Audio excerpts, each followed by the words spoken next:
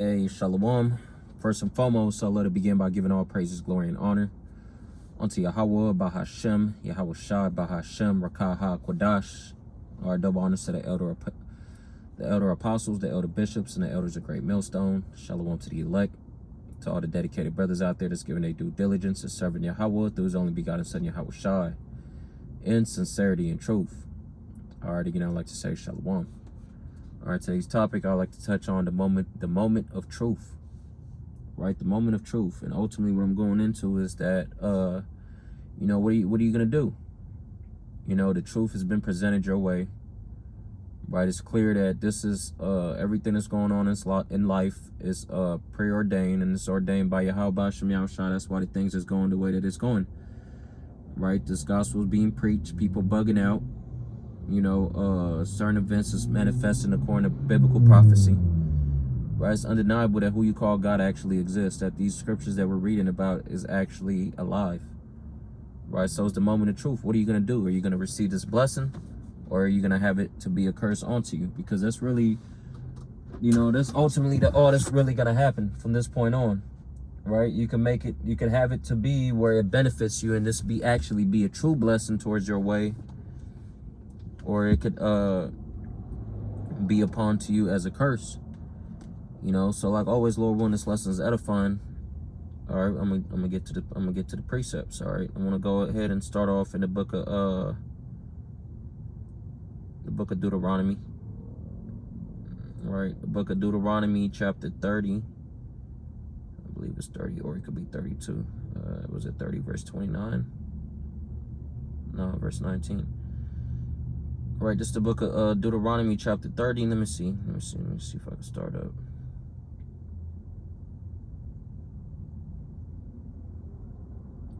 Well, I'm gonna go ahead and start up. As a matter of fact, I'm gonna read this in the NLT. This is the book of Deuteronomy 30, verse 15 in the NLT. Now listen, today I am giving you a choice between life and death, between prosperity and disaster. See, the Most High is giving you the illusion of choice. Why is that? It's because when you know, because in your mind, you know, when you think upon certain things, you know, in your mind, you're thinking that you believe that you're making that decision. But really, it's the Most High that determines what steps you take. You know, period. That's all throughout the scriptures. You know, there's no such thing as free will. You know, just on a quick one, this is the book of Philippians, chapter 2, verse 13. Right, this is the book of Philippians 2 and 13. For it is the Most High which worketh in you, both to will and to do of his good pleasure. See, the Most High is going to work within you to do his pleasures, whatever he wants done, whether it be good or evil. Because in the end of the day, whatever happens has to be done, you know, whether you accept it or not. Okay, so that in general, you know, is a scripture that you know, brothers tend to bring out, you know, when it comes down to free will. And the book of Romans 9, all right, it's the book of Romans chapter 9, verse, what is it, 19? Right, 9 and 19, it's the book of Romans 9 and verse 19. Thou wilt say then unto me, why do ye yet find fault? For who has resisted his will? Right, because everything that we do is done by Yahawah Shem Yahushua's will, of his good pleasure. Right, period. You know, and there's more scriptures going into that. You know, we'll be here for a cool minute. But now, point being is, you know, it's a moment of truth. What are you going to do? The Most High presented you, you know, life. Right? Are you going to accept it, or are you going to remain in death? Right? The scriptures talking about he that wander out of the way of understanding shall remain in the congregation of the dead. Right? So the Most High is giving you an opportunity to make right, better decisions, better choices. By taking heed to this truth and not living the way that you've been living, because the way that you've been taught is madness, and it's not of the spirit of Yahawah Shem Yahushua, it's the spirit of men, which is foolish in the eyes of Yahawah Shem Yahushua. Right, verse 16. Again, this is in the NLT, Deuteronomy 30, verse 16, NLT. For I command you this day to love Yahawah Shem Yahushua your God, and to keep his commands, decrees, and regulations by walking in his ways. If you do this, you will live and multiply. And Yahawah, your power, will bless you in the land you are about to enter and occupy. Right? See, you receiving life You're receiving the blessings if you simply serve Yahawah Shem Yahushua with your whole heart, mind, and soul, man. All right. But if your heart turns away and you refuse to listen, and if you are drawn away to serve and worship other gods, and even yourself, idolizing yourself, self-worship, or doing things that's not pleasing in the eyes of Yahawah Shem Yahushua, right? Then I warn you now that you will certainly be destroyed, right? Because the scriptures talk about Salakia. The scriptures talk about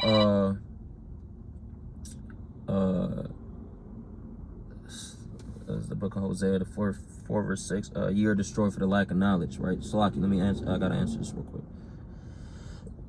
Shalom, bro. Shalom. Hey,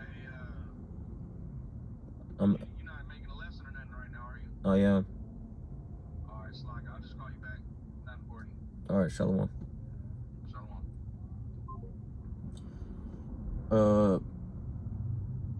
Again, I'm gonna read this again, Deuteronomy 30 verse 18, and I'm warning that you will certainly be destroyed. Why is that? Because my people are destroyed for the lack of knowledge, right? Not only are you destroyed mentally, but you're physically going to be destroyed in the end. You're putting yourself in a position to be in that line of fire, right? And the Most High is going to make sure of it, because the Most High is not a man that he should lie, man, right? Everything's already set up the way it's supposed to be set up, and that, if you're not with him, you're against him. The Most High is not about to yield for nobody. The Most High knows better, man. This is his creation. Right, this is his movie. He's the author, period. Right, whether you accept it, whether you like it or not, man. Right, verse 18. Then I warn you now that you will certainly be destroyed. You will not live a long, good life in the land you're crossing, the land that you are crossing, the Jordan, to occupy. It says the Jordan, but I'm not sure what's up with that statement right there. But verse 19, today I have given you a choice between life and death, between blessings and curses. Now I'll call heaven and earth to witness the choice you make. Oh, that you would choose life so that you and your descendants might live. That's the whole point about it, right? You need to choose Yahawah Shem Yahushua so you're able to live in the end. Not only live because, let me bring that up real quick, right, receiving that breath of life, but live in the end, because the scriptures talk about some of us shall not see death, right? This is the book of Baruch, the 4th chapter, verse 1, right? This is the book of the commandments of the Most High and the law that endure forever. All they that keep it shall come to life, but such as leave it shall die. Again, because you're lacking that wisdom, you're lacking that breath of life. But anybody that receive that breath of life, that understanding Yahawah Shem Yahushua, and fully serves Yahawah Shem Yahushua, you're putting yourself in a position to live. Right, back to Deuteronomy 30 and 19. Today I have given you the choice between life and death, between blessings and curses. Now I call on heaven and earth to witness the choices you make. Oh, that you would choose life so that you and your descendants might live. Right, you can make this choice by loving Yahawah Shem Yahushua, obeying him, and committing yourself firmly to him. This is the key to your life. And if you love and obey Yahawah Shem Yahushua, you will live long in the land Yahawah Shem Yahushua swore to your ancestors, Abraham, Isaac, and Jacob. Reese, this is not a hard thing to grasp. This is not a hard thing to understand. Right? Yahawah Shem Yahushua already gave us the blueprint. He set us up to win. And the only way we're going to be able to fully and successfully win is by accepting Yahawah Shem Yahushua. And not holding back, man. You got to firmly believe in his truth, man. Right? This is the moment of truth. What are you going to do with it? Right? All hell's going to break loose. Right? The Most High is knocking at the door, man. Right? This is the book of Revelation, chapter 2. Socket 3. It's the book of Revelations 3, verse 20. Behold, I stand at the door and knock, and the door is representing what your mind, right? YAHAWASHI he's at your mind. He's calling you out, man. That's why you're able to have some type of conscience. That's why you have feelings from what you're hearing, even though it's, you know, it's the opposite of what you've been taught. But you having, you know, your emotions is being stirred up, you know, is because ultimately YAHAWASHI is dealing with you, man. Right? You're supposed to acknowledge this as truth. You know, you got to acknowledge this as truth, and that the Most High is trying to do something beautiful for you, man, which he's not giving to everybody. Not everybody's able to receive the mysteries of the kingdom, man. All right. Behold, I stand at the door and knock, and if any man hear my voice and open the door, I will come into him and will sup with him, and he with me. You know, the word sup is going into revealing to you his deepest, darkest secret, man. Right? Pretty much giving you the understanding of this truth, man. Pretty much what you need for salvation. Right? The things that's not given to everybody, man. Right?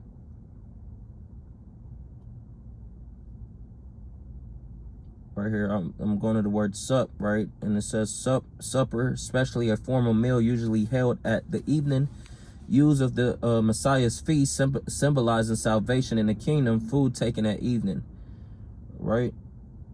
Let me see what the Strong's, right? But the point behind it, man, if you're able to open up for YAHAWASHI, he's gonna deal with you, man. Right? He's going to be able to work with you and use you, you know, for his good pleasures. But if the Most High, if YAHAWASHI can't use you and do nothing with you, he's going to, you know, he's going to get rid of you. He's going to put you aside and feed you to the wolves, man. You know, because, hey, man, we're trying to progress. We're not trying to, you know, we're not trying to stay idle, man. YAHAWASHI has plans for us. You know, all we could do is be thankful. You know, this is that moment of truth. Things is going up right now, man. Right? YAHAWASHI is showing us who he's actually dealing with. And from the looks of things, well, as the scriptures say, he's only dealing with a few. Right? So these things I showed to a few, not to many, but a few. You know, matter of fact, let me go ahead and bring that out. All right, this is the book of 2nd Esdras 8, verse 62. Right?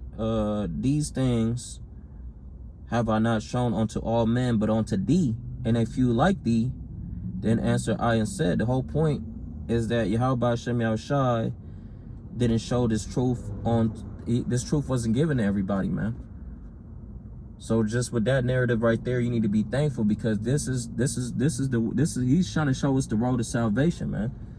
Right? Something not everybody's blessed to receive or blessed to see. You know? And, you know, another blessing is that us being able to see it happen in our lifetime, because, again, great men, you know, that was in the spirit of serving YAHAWASHI, wanted to see the things that we're seeing here today. But through the spirit, those men is back. You know, we just don't know who they are. You know, because as the scripture say in the book of Ecclesiastes, the 1st chapter, there's no remembrance of that which is past or former things. You know, you don't know who you are when you come back. You're just going to be in the spirit of serving YAHAWASHI, and that's really all you need. You know, what's the point of you knowing who you were before, you know? All right. But again, you know, we are to appreciate what's presented our way, man. And this is truth. This is the moment of truth. What are you going to do with it? Right? Are you going to pass it up? Are you going to drop everything, drop everything and serve YAHAWASHI as you ought to, man? All right. But, you know, just a quick lesson, just going into the moment of truth, man. Hey, man, the prophecies is proceeding. YAHAWASHI is not holding back with none of his good promise, man. You know, and you know, if you're a true follower, you would accept what's going on, and you would take heed, and you would follow suit. You know, you'll detach from the things and the ways of the world, and you know, you would show forth your faith.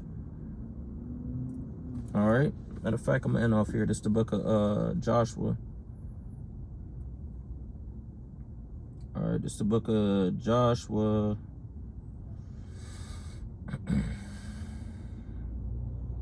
Still like you. It's the book of Joshua, chapter 24, verse 14. 14. Now therefore fear YAHAWASHI and serve him in sincerity and in truth, and put away the gods which your fathers served on the other side of the flood and in Egypt, and serve ye YAHAWAH Shem YAHAWASHI, man. Right? You gotta, you gotta put forth that strength in serving the Lord, man. What else are you gonna do? All right, so man off here, Lord, run the lessons edifying a man off by giving all praises, glory, and honor unto YAHAWAH Shem YAHAWASHI, by Hashem, Rakah HaKodash. All right, double honors to the elder apostles, the elder bishops, and the elders of Great Millstone. Shalom to the elect. Shalom.